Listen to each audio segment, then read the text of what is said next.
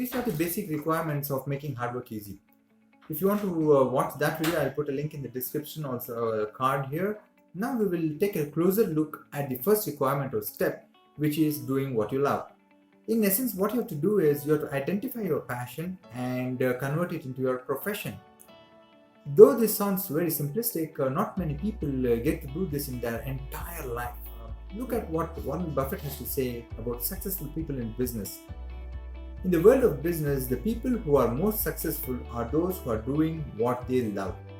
So to be successful, what you have to do is you have to identify what you love to do and start doing it, instead of working on something just for the purpose of getting a lot of money, or because it gives you a high status or power, or because of some compulsion, because all these things will fade away and you will be left in a very desperate situation. When you are working on something which you love to do, all the pain and struggle, whatever you face, will just pass like a breeze. Check out what Arnold has to say about his gym buddies telling him while they were watching him work out. When you have a goal, when you have a vision, everything becomes easy. So people always ask me, when they saw me in the gym in the pumping iron days, they say, why is it that you're working out so hard?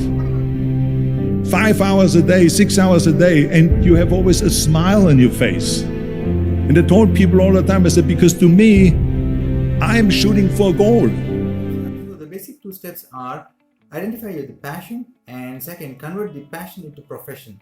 We will discuss the first step in this video. The second step is kind of more elaborate and requires a subjective discussion. So you can connect with me or subscribe to this channel. I'll try to bring out all the people who are successful, and we can try to adapt their steps and strategies to make our passion into profession, so that we can also lead an amazing life. Now, to identify the passion, what you have to do is list down all the things what you like to do.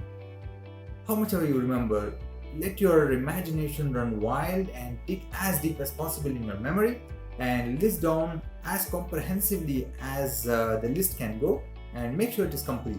Once you do this, put them into 4 categories. The first one is likes. The second one is going to be hobbies. The third one is indulgences, and the third one and the fourth one is passion. Now, what are likes? Likes are the activities which you like to do, of course, but you can trade it or give it up with little bit of pushing or little bit of prodding. Examples of this kind of activities could be, I like to watch comedy movies versus thriller movies, or vice versa, or I like to have coffee instead of tea. So little bit of pushing or a little bit of reward, and you'll be able to give that up for the other one. So these are likes. And next, hobbies. What are hobbies?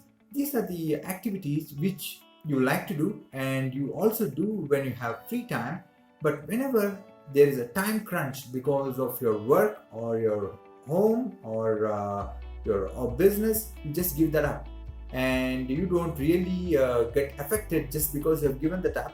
You can live without them for long periods of time without any issues. Now, examples of these could be like gardening or cooking or having some pets.